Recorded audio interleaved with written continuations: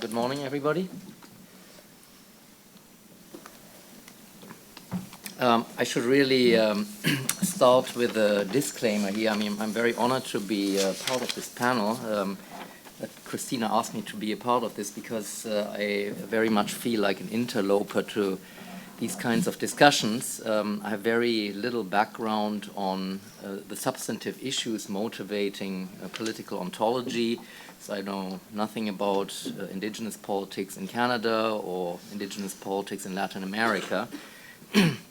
But I have dabbled a little bit in some of the theoretical issues that motivate this. And actually, I should also say that at the beginning, when Christina first asked me to participate in this event, I wasn't quite sure if I even knew what political ontology was. So I had to read up on that a little bit, reading some of the very interesting work of my fellow panelist, Mario Blazer here, and also of Marisol de la Cadena, who unfortunately won't be able to be here today. But my contribution here will be of a largely theoretical nature. So I actually distributed some of my comments to my fellow panelists, and basically I'm trying to make 3 points here in my presentation, and I will, since this is some of it is fairly densely theoretical, I will have to read some of it, but I'll just give you sort of a preview of what I want to say. So the first comment will attempt a kind of a clarification of what Jacques Rancière's conception of politics can really bring to this conversation of political ontology and actor network theory. My second point, which is perhaps the only original thing that I'm really contributing here, because for the first and the third point I'm really channeling the thoughts of others, Rancière's thoughts and the thoughts of another scholar. So I will probably focus my presentation on the second part, because I mean these are also the most experimental thoughts that I'm offering, I think. And so my second point is that I think as part of this project of political ontology and sort of the possibility of charting a transition to a political pluriverse, there is still a need for people like me who don't have a lot of background in sort of the indigenous issues motivating this conversation to contribute something in terms of what I call the deconstructive self-estrangement of Euromodernity or Western modernity. One could also call that a kind of provincialization of Western modernity, to use a more familiar term from Chakrabarty. So that will be my second point. And my third point really channels the contribution of a recent book by a scholar in my discipline of international relations, Sergei Prozorov, called Ontology and World Politics. And perhaps introduces the slightly subversive thought in the context of this conversation that even a political pluriverse is still underwritten by some form of universalism, a very different kind of universalism, but still a certain form of universalism. So, I mean, in my written comments, I first go through a bit of a self-clarification about what I understand political ontology to be, and this really draws on the work of our guests today, our guests Mario Blazer and Marisol de la Cadena mostly. So I will probably, well, I don't know if I should skip that part because I don't know how many of you are sort of familiar with these ideas. I mean, it's basically sort of understanding, a threefold understanding of ontology. I mean, the dictionary definition, doctrine of what exists.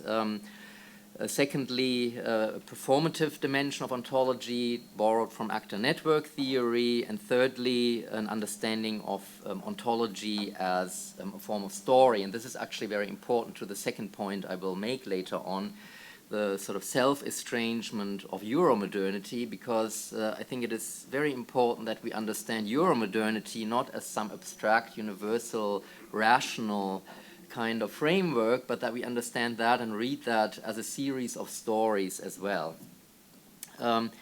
And what is political about political ontology? Well, it's the politics of different kinds of ontologies themselves, and it is the relationship between these different ontologies, how they relate to each other.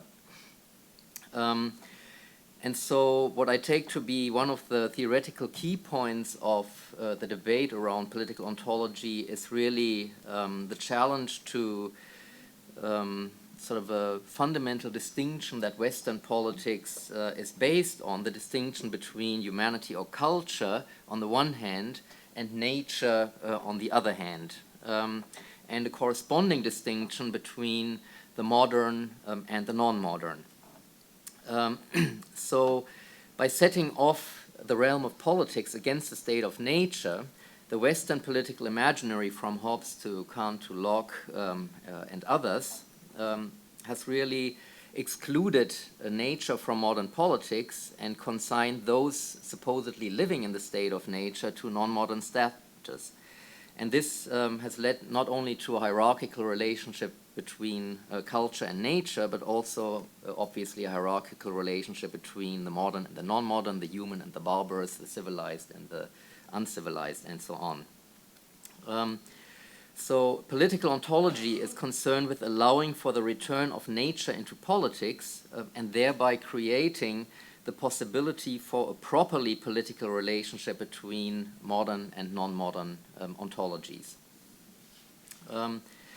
And now, as I said, there's sort of 3 points to my presentation. I want to perhaps relatively briefly talk about the first point. What does Rancière's conception of politics bring to this conversation? So I talked about a certain depoliticization that was involved in sort of this hierarchical understanding of culture and nature and the modern and the non-modern, and establishing properly political relations between different kinds of ontologies as the project of political ontology. So what do we mean by politics here? And this is not entirely not original to me to point out that Rancière's conception of politics is very useful in thinking about both what was non-political, sort of in colonial modernity, and what might be political, or what the political might mean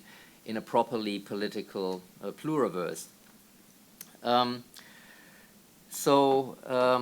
Perhaps beginning with sort of Rancière's distinction between police and politics, where police, a notion that he borrows from Foucault, obviously, although he gives it a somewhat different meaning, a meaning that is both more general and more specific than Foucault's meaning. What can this sort of distinction between police and politics, and he sees those as opposites, but he also sees them as intertwined. What can that distinction tell us about sort of the issue of indigenous politics and how indigenous politics relates to modernity? First of all, to clarify what the conception of police is, it is more general in that it refers to what Rancière calls the partition of the perceptible, or the partition of the sensible. So it's a general, to use another Foucauldian term, it's a kind of episteme, I think. That is one aspect of police, but more specifically, Rancière also sees police as allocating particular positions, roles, and identities in the social order. Again, perhaps not so different from Foucault, but somewhat differently presented. So what Rancière allows us to see in the context of the issues that we're thinking about is that the colonial order of European modernity is a police order defined by a particular arrangement of the perceptible, namely a distinction between nature and culture and associated distinctions between body and soul, matter and spirit, and so on. And secondly, that there is a particular assignation of different social and political positions and identities within this order, civilized versus non-civilized, to take the most obvious one. And if Rancière's notion of police helps us to frame the anti-politics of the universe of European modernity and coloniality, his conception of politics proper may provide an outline of the possible politics in a post-colonial pluriverse. So Rancière defines politics as involving an agonistic relation, which he calls dissensus or disagreement, as well as the emergence of political subjects, which he calls subjectivation. More specifically, he defines politics in terms of three related elements, though, or to, sort of say it as one phrase, politics involves a staging of equality that exposes wrong. So the three elements here are the theatrical element, the staging, the element of the presupposition of equality, and the element of wrong.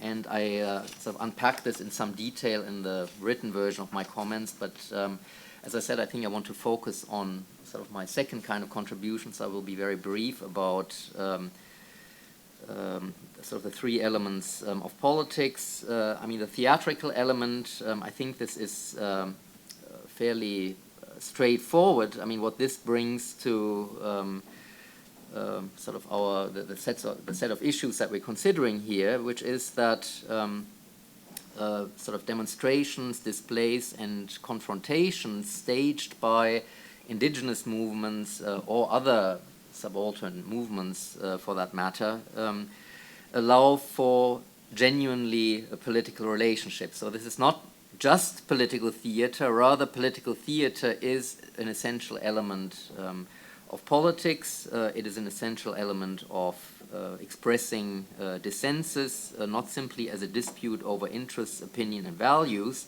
but over the very common sense of what is the world, what is sayable or visible, and who can say it, and what counts and what does not count as a political statement.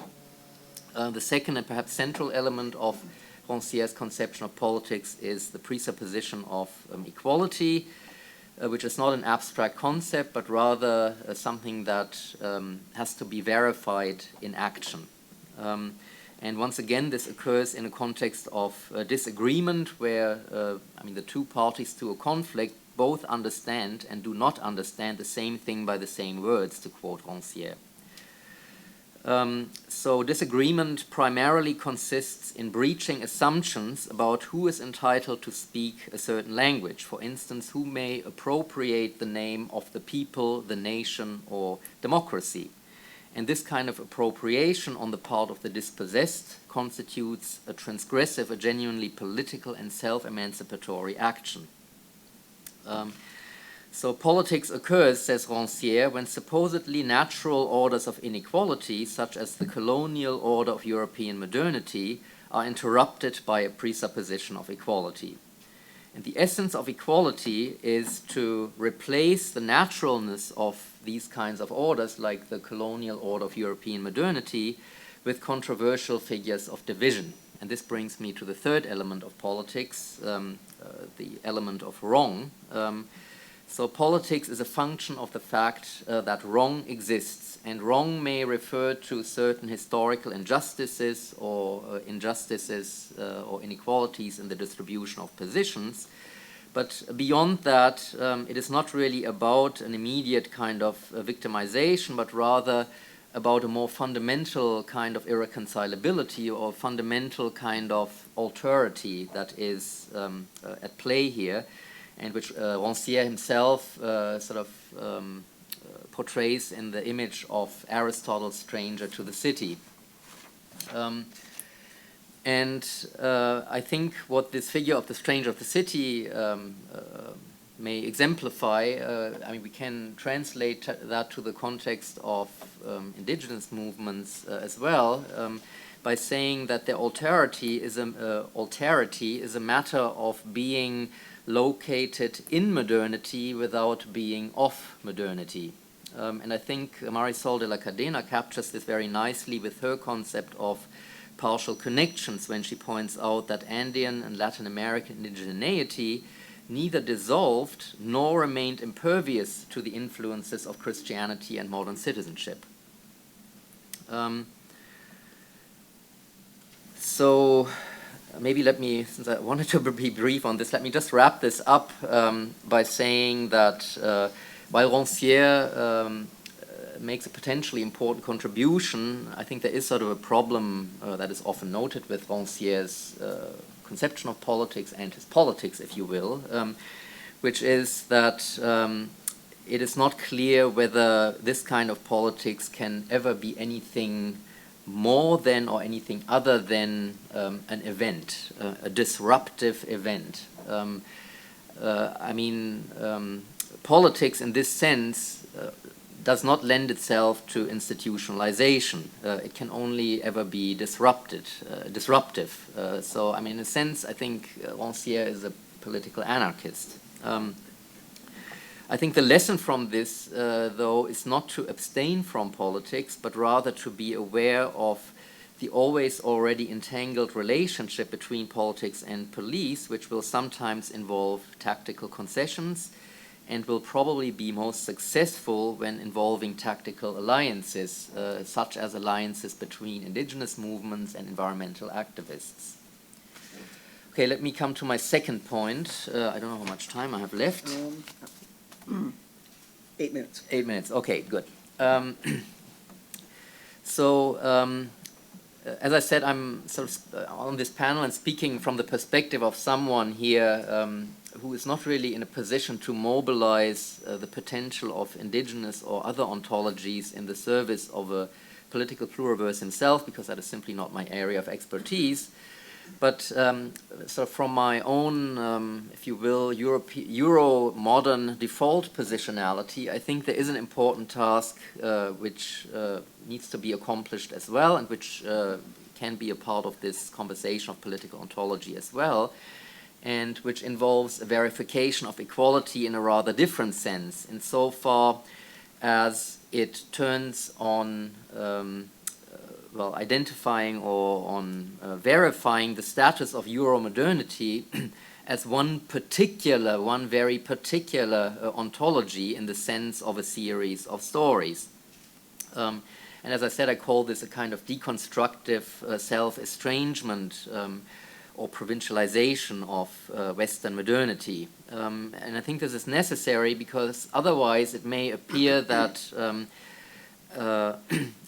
that other ontologies, non-modern ontologies, may have stories while we have history. And I mean, this is of course precisely the point of political ontology, to undermine this kind of universalist assumption.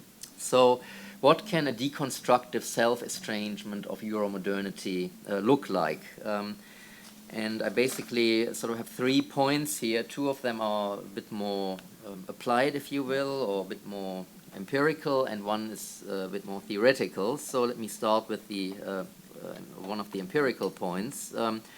So one observation that Mario makes in one of his pieces is that at Evo Morales' inauguration in 2006, an indigenous Andean ceremony was added to the protocol, not as a cultural symbolization of indigenous politics, but rather to follow a precise protocol to summon non-human forces to help him govern Bolivia.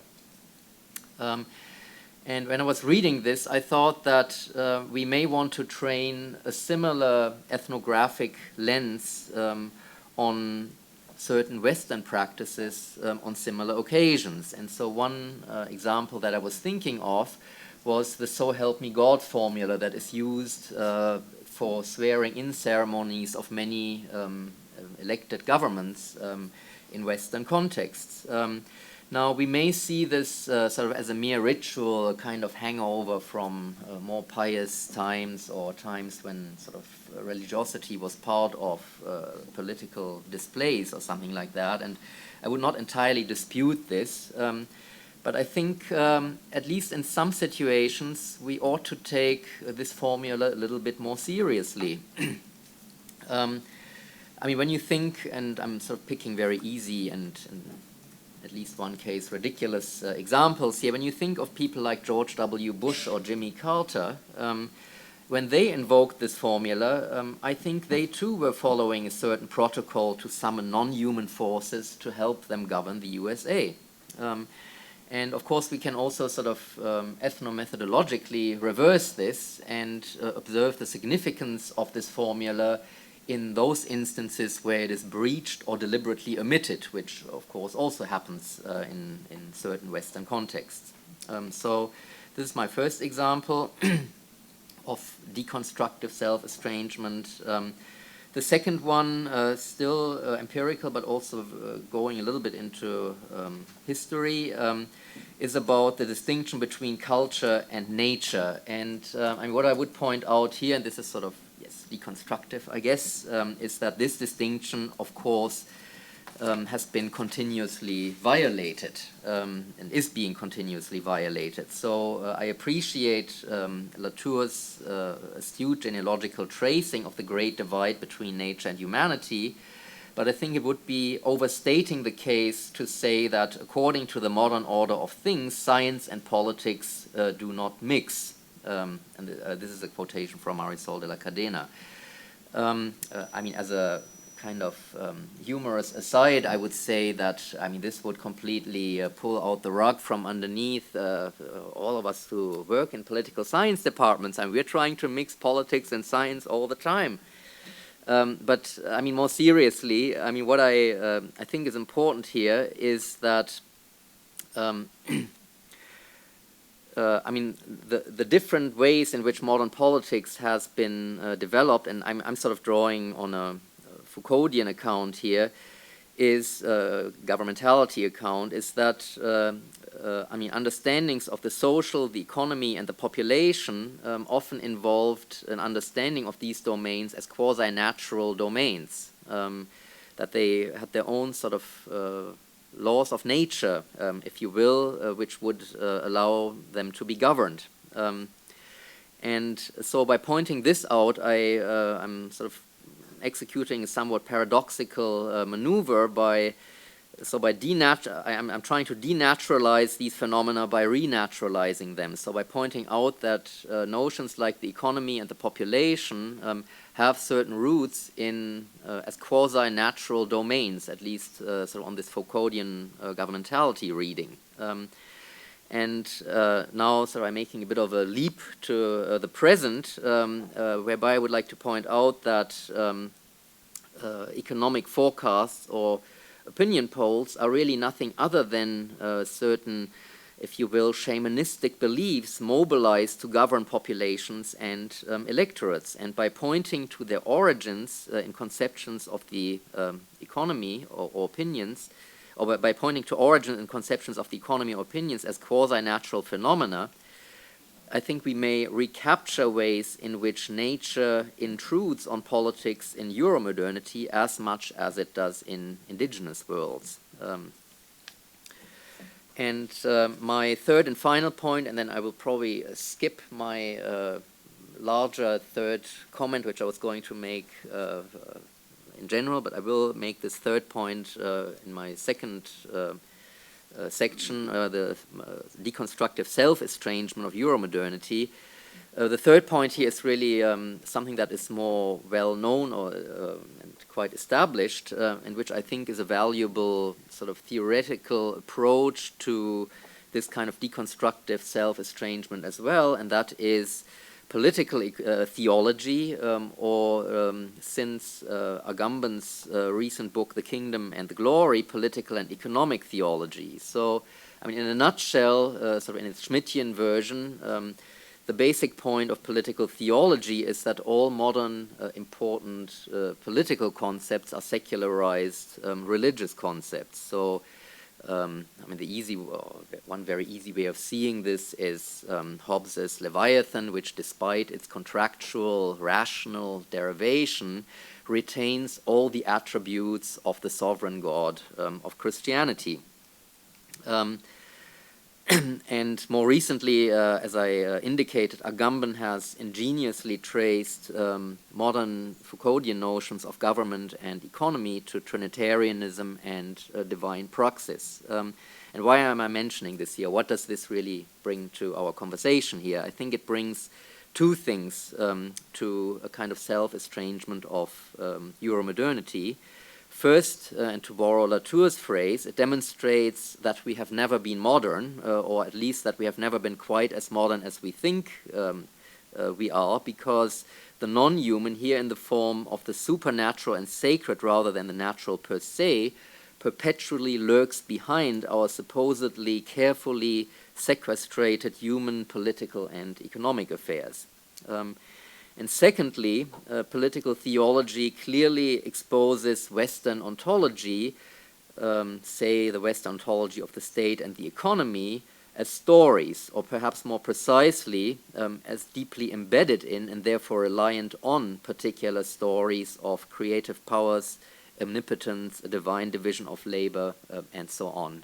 And I mean, we can probably discuss this further in the discussion too, in the ways in which one can understand many of the tropes of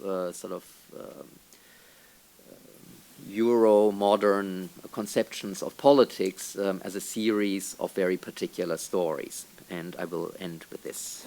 Thank you, Hans Martin. Christina.